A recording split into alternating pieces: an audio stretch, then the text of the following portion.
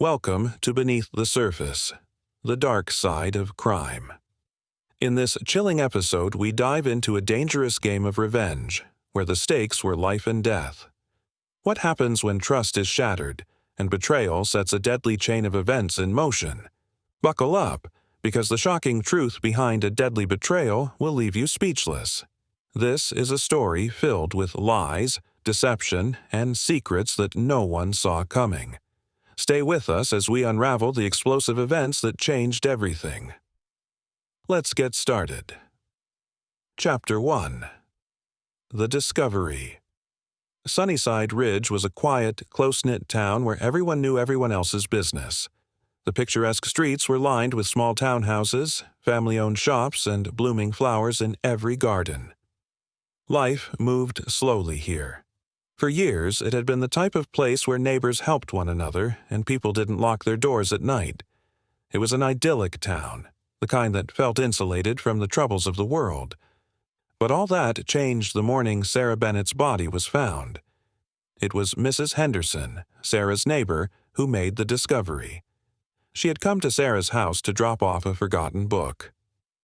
When Sarah didn't answer the door, Mrs. Henderson let herself in, thinking her friend might be in the shower or busy preparing for work. She immediately noticed something was off. The house was unusually silent. No sound of the radio playing, no smell of coffee brewing. Mrs. Henderson slowly made her way upstairs. At the end of the hallway, she saw Sarah's bedroom door ajar. What she found inside would forever change Sunnyside Ridge. Sarah Bennett, the beloved English teacher at Sunnyside High School, was lying lifeless on the floor, her body twisted in an unnatural position, and her eyes wide open in shock.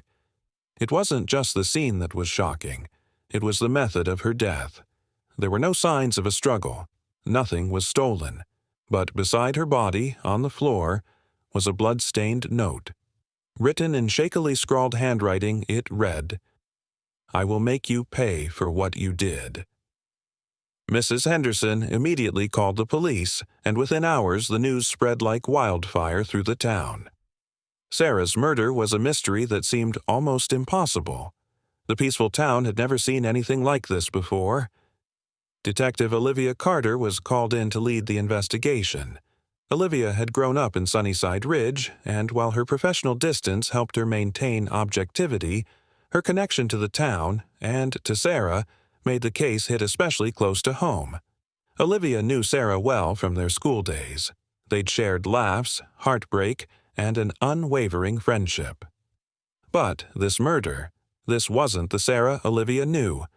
As she stood in the quiet, sterile room, surveying the scene, she felt a chill settle in her chest. This was personal. Chapter 2. The First Clues. Detective Carter began her investigation by speaking to the people closest to Sarah. Her husband, Jason Campbell, seemed an obvious place to start. Jason had been married to Sarah for nearly 15 years.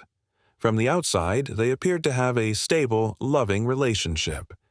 Jason was well known in town, a successful architect with a reputation for hard work and community involvement. When Olivia spoke to Jason, his reaction was not what she expected. He seemed eerily calm, almost too calm, considering his wife had just been found murdered. Jason claimed he had been on a business trip in Riverside City the night of the murder, an alibi that seemed solid at first. But there was something unsettling about the way he spoke. Jason was vague about his whereabouts during the critical hours of the evening. He mentioned meeting a client late at night, but when Olivia checked his phone records, she found something strange: multiple calls to an unknown number around the time of Sarah's death. Jason's demeanor remained composed as Olivia pressed him for answers, but Olivia could sense that he was hiding something. Was Jason truly in Riverside City? And if so, why had he made these mysterious calls? Olivia felt like she was missing a crucial piece of the puzzle. Meanwhile, the forensic team discovered no signs of forced entry into the house. It seemed Sarah had known her killer, or at least had let them in. The lack of defensive wounds and the fact that nothing appeared to be stolen suggested that Sarah's murder was more personal than anyone could have guessed. After a thorough search of Sarah's house, Olivia uncovered another piece of the puzzle, a journal that Sarah had kept hidden in a locked drawer. Inside, the entries painted a troubling picture of Sarah's recent life. She'd written about feeling torn between her marriage to Jason and her growing attraction to someone else, someone she had met through work, a man whose identity was still unclear.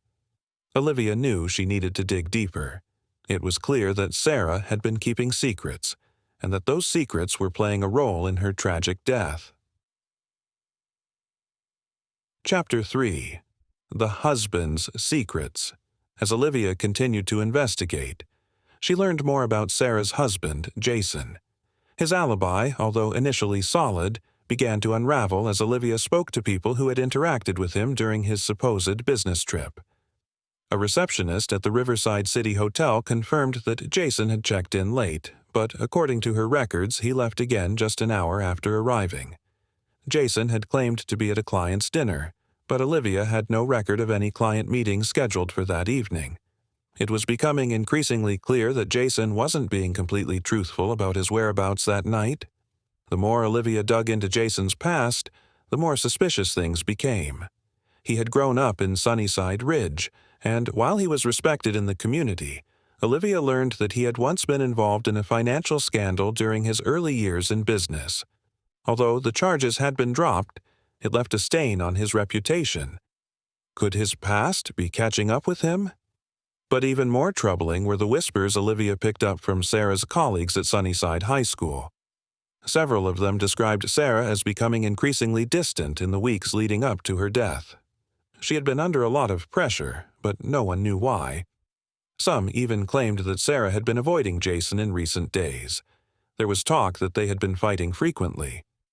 One teacher, Rebecca Hayes, had been Sarah's closest friend. Rebecca was visibly shaken by Sarah's death.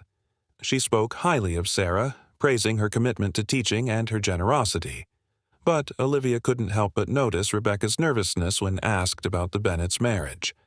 Rebecca's reaction to questions about Sarah's marriage felt like a red flag. The idea of betrayal hung in the air. Was there more to Sarah's relationship with Jason than anyone realized? Olivia wondered if Rebecca's friendship with Sarah was deeper than she was letting on. Chapter 4. Unraveling the Past. Olivia's suspicion of Jason intensified when she discovered Sarah's hidden affair. After analyzing Sarah's journal, Olivia found the name of Sarah's lover, David Hayes, the husband of Rebecca Hayes, Sarah's best friend and fellow teacher. The affair had been a secret for months, and Sarah had planned to come clean to both Jason and Rebecca. When Olivia confronted Rebecca, she was taken aback by her emotional response. "You don't understand," Rebecca said, her voice trembling. "David and Sarah. It wasn't supposed to happen. They both made a mistake. It was an affair, but they had both agreed to end it." Rebecca claimed that Sarah was preparing to tell David everything, but had postponed the confession. Olivia didn't know whether to believe her. If Rebecca knew about the affair, did she have a motive to silence Sarah? But there was something even more unsettling about Rebecca's behavior. She was visibly upset, but there was something in her eyes, a flicker of guilt, or perhaps fear. As Olivia pressed Rebecca for details, she began to crack. "I didn't want to hurt anyone," Rebecca confessed, "but I didn't know what to do." Rebecca claimed she had tried to convince Sarah to end the affair, but Sarah had refused. "She didn't listen to me," Rebecca whispered. "She said it was too late." The deeper Olivia dug, the more twisted the situation became. What was Rebecca hiding? Was it possible that Sarah's best friend had been driven to commit murder in a fit of jealousy or rage? Chapter 5. The former student and Olivia continued to piece together Sarah's life and the secrets she had left behind. Another player emerged in the investigation. Evan Matthews, a former student of Sarah's, came forward with unsettling information. Evan was now in his 20s, but his feelings for Sarah had never truly faded. In fact, he admitted that he had been infatuated with her for years. Evan had been one of Sarah's star pupils, excelling in literature and often staying after class to discuss her favorite novels. However, what began as an innocent admiration soon grew into something more intense. As the weeks passed, Evan became obsessed with Sarah, and when he graduated, he tried to keep in touch with her, often messaging her on social media, offering to help her with various school projects. Evan claimed that the last time he spoke to Sarah was just days before her murder. She had been distant, but he had hoped they could reconnect. "I thought I could help her," Evan told Detective Carter, sitting nervously in the interrogation room. "She was going through something, I could tell. She was stressed out more than usual. I thought maybe I could fix things. I was ready to be there for her." But when Olivia pressed him further, Evan's story began to feel increasingly rehearsed. His desperation to be seen as the good guy who wanted to help Sarah painted an uncomfortable picture. Could Evan have had a more sinister reason for his involvement in Sarah's life? Was his obsession with her a potential motive for murder? Evan continued, "I tried to visit her the night she died. I wanted to talk, to tell her that I understood, that we could start fresh. But when I arrived at her house, I rang the doorbell, but no one answered. I called her phone, but it went straight to voicemail. I figured she was busy, so I left." This was the moment that caught Olivia's attention. Evan had been at Sarah's house that night. Had he been there simply to talk? Or was there something more to his visit? Why had he lied about not hearing from her before? Was it possible that Evan had something to do with her death? Or was he merely an obsessed admirer, desperate to justify his unrequited feelings? When Olivia checked Evan's phone records, she found something chilling. A single call had been made to Sarah's phone just an hour before her death. The call lasted only a few seconds, long enough to possibly say something important, or perhaps hear something that triggered the tragic events that followed. Evan had tried to cover his tracks, but now it was becoming increasingly clear that his presence that night wasn't as innocent as he had claimed. Chapter 6. The Shocking Twist. Just as Olivia thought the investigation was nearing a conclusion, a new development threw everything into chaos. During a routine search of the Campbell household, Olivia discovered a hidden safe deposit box key tucked into the back of Jason's desk drawer. The key didn't belong to him. It was in Sarah's name. When Olivia had the safe deposit box opened, what she found was something neither she nor anyone in Sunnyside Ridge could have anticipated. Inside were large sums of money and several documents, each one pointing to a far darker truth than anyone had imagined. It seemed Sarah had been running a secret bank account, one that had been filled with untraceable deposits. At first, Olivia suspected Sarah had been hiding something financial, perhaps an affair-related transaction or evidence of blackmail, but further investigation revealed a far more disturbing truth. The money was linked to an illegal arms trade. Olivia was horrified. How had Sarah become involved in something so dangerous? The documents inside the box included invoices for weapons shipments and payment receipts from an international criminal network. Jason Campbell had no idea about the secret account. In fact, he had been living under the false assumption that his marriage to Sarah was built on trust, even as he continued his own deception. But Sarah's involvement in illegal activities raised a terrifying possibility. Was Jason more deeply entwined in these criminal dealings than anyone realized? The discovery of the secret money trail was a turning point in the investigation. Olivia's suspicions about Jason grew. Was his alibi truly trustworthy, or had he known more than he was letting on? And what about Sarah's affair with David Hayes? Had this been some twisted attempt to manipulate Jason, or was she merely trying to protect herself from people who had already marked her for death? At this point, Olivia couldn't ignore the larger questions anymore. Why had Sarah been involved with such dangerous individuals? And more importantly, who had killed her to keep these secrets from coming to light? Chapter 7. The Confession. As the investigation reached its peak, Olivia's next step was to confront Rebecca Hayes once again. It seemed that every lead pointed back to Rebecca, and Olivia couldn't ignore the fact that she had been hiding something crucial from the very beginning. Rebecca had been aware of Sarah's affair with her husband, David Hayes, and had even claimed to have spoken with Sarah about ending it. Rebecca had been at the school the day of Sarah's murder, but she had gone into hiding afterward, refusing to speak to the police.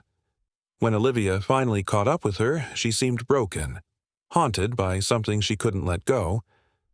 "I never meant for any of this to happen," Rebecca cried, her eyes swollen from days of crying. I thought if I confronted David about the affair, it would stop. But he didn't care about me anymore. He didn't even try to save our marriage." Rebecca's voice trembled with guilt as she revealed a dark truth. "Sarah wasn't just a teacher to me. She was my best friend. But David wouldn't let go of her. He was obsessed with her, even after everything ended. And when I found out, I couldn't let it go either. I had to make him see how much pain he caused." Rebecca admitted to orchestrating Sarah's murder. Driven by jealousy, betrayal, and a need for revenge, Rebecca had plotted with Evan Matthews to kill Sarah. She had convinced Evan that Sarah was the cause of all the problems in her life, and together they had set the plan in motion. Evan, the obsessed former student, had been manipulated by Rebecca's desperation, his twisted infatuation with Sarah feeding into the idea that her death would resolve everything. It was a well-planned attack. Rebecca had used her knowledge of Sarah's schedule to ensure she was alone at the time of the murder. The note found beside Sarah's body, which read, "I will make you pay for what you did," was written by Rebecca, who had intended to make the murder look like a personal revenge plot. As the confession unfolded, Olivia was left in shock. Betrayal and manipulation ran deeper than she had ever imagined in this small town. Rebecca, consumed by jealousy and a desire to reclaim control, had executed the perfect crime, using Evan as her pawn. Chapter 8. The Real Mastermind. But even as Rebecca confessed, Detective Carter couldn't shake the feeling that something was off. As the investigation progressed, Olivia discovered an unsettling truth. While Rebecca had confessed to orchestrating the murder, the true mastermind was not her. It was David Hayes. David had known about Sarah's affair with Rebecca for months, and instead of confronting Sarah or ending his marriage, he chose a much darker path. He had orchestrated the entire situation from the shadows, manipulating Rebecca and Evan without them even realizing it. David had carefully cultivated Rebecca's jealousy, convincing her that Sarah was the root of all their problems. When Sarah decided to come clean, David's plan shifted. He couldn't let Sarah ruin the life he had carefully constructed. He killed her to protect his own secrets. The arms trade, the blackmail, everything was tied back to him. Sarah had become a liability, and her death ensured that his empire remained untouched. The final blow came when Olivia uncovered a recorded confession. David had planned everything. Rebecca, Evan, and even Jason had been pawns in his game of manipulation. Chapter 9. The Reckoning. The investigation ended with the arrest of David Hayes, who was found guilty of masterminding the deadly betrayal.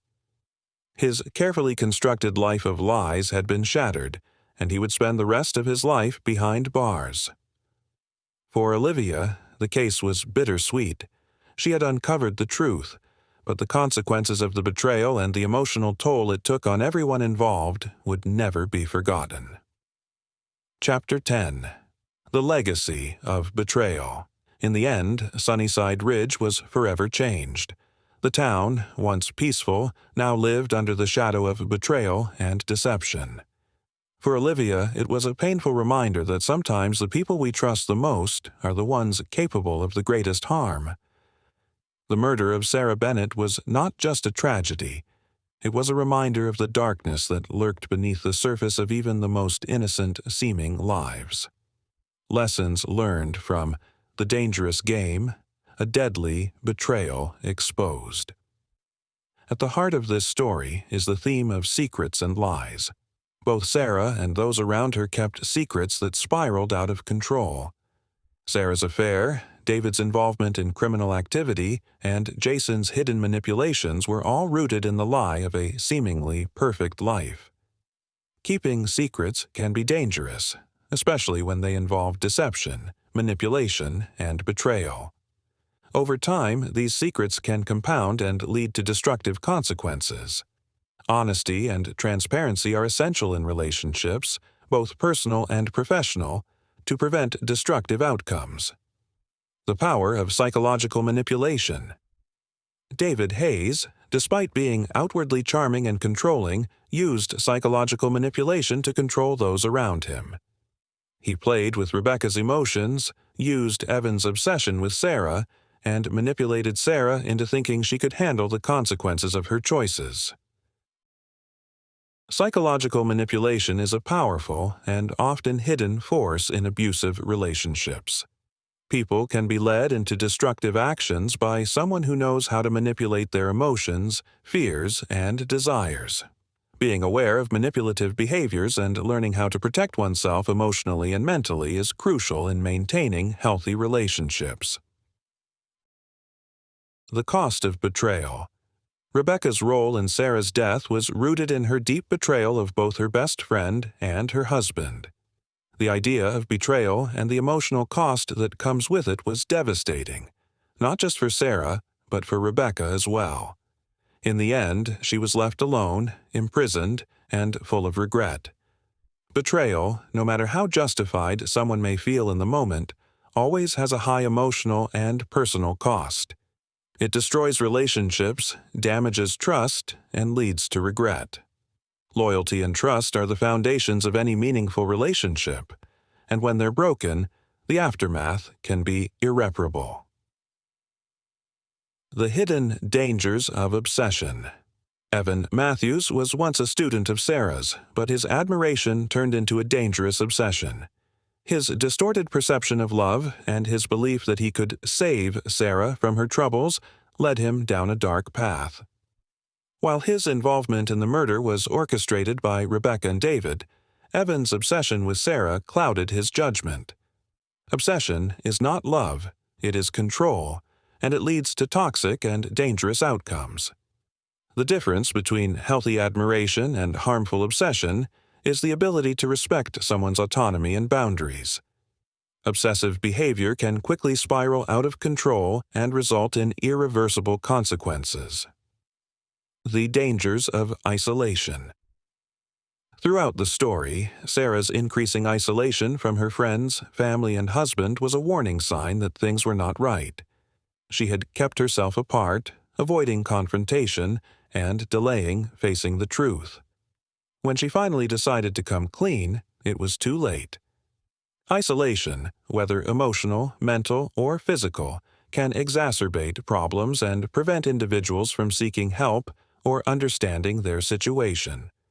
When we isolate ourselves from others, we lose the support systems that can help us make better choices. Communication and connection are key to emotional health and resolving conflict before it escalates. Trust must be earned, not assumed. Jason Campbell, although initially a suspect, proved to be deeply involved in his own web of deceit. He assumed his marriage was built on mutual trust, yet his lack of communication and his secretive actions revealed the flaws in their relationship. Trust was not something that could be assumed, but had to be actively maintained. Trust must be built and maintained over time. It's easy to take trust for granted, but relationships require transparency, honesty, and communication. When one person keeps secrets or fails to live up to the promises of trust, the foundation of the relationship becomes fragile and can easily crumble. The importance of confronting the truth. Early, Sarah, Rebecca, and even David delayed confronting the truth. Sarah never confessed her affair to her husband until it was too late.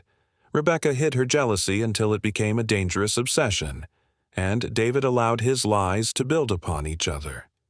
Confronting difficult truths early can prevent emotional and psychological damage later. People avoid uncomfortable truths to protect themselves, But this avoidance often leads to more harm than good. Facing reality head-on, though difficult, is the only way to prevent small issues from escalating into major crises.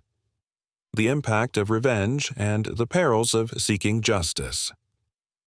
Through violence, Rebecca's final act of orchestrating Sarah's murder stemmed from a desire for revenge. Her grief, betrayal, and jealousy created a narrative in her mind that Sarah's death would somehow fix her broken life. But in the end, Rebecca found herself in a far worse situation. Imprisoned, alone, and consumed by guilt. Seeking revenge or justice through violence or criminal acts often results in more harm than resolution. Revenge can cloud judgment and lead to devastating outcomes.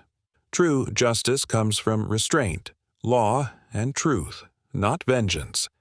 Seeking peaceful resolutions is always the better path. As we reflect on the tragedy of Sarah Bennett's murder, we realize that the lessons from this case go far beyond the simple facts of the crime. Deception, jealousy, obsession, betrayal, and manipulation were all driving forces in this senseless act. While the characters in this case paid a heavy price for their actions, the impact of their choices ripples through the community, leaving lasting scars. So, what have we learned? Trust is fragile, emotions can cloud judgment, and revenge is never the answer. Let this story serve as a reminder that the most dangerous games are the ones that play with the hearts and minds of those around us. Thank you for joining us on this journey through the dark side of crime. If you found this story enlightening, don't forget to like, share, and subscribe for more investigative tales. Stay tuned, and as always, remember, the truth always lies beneath the surface.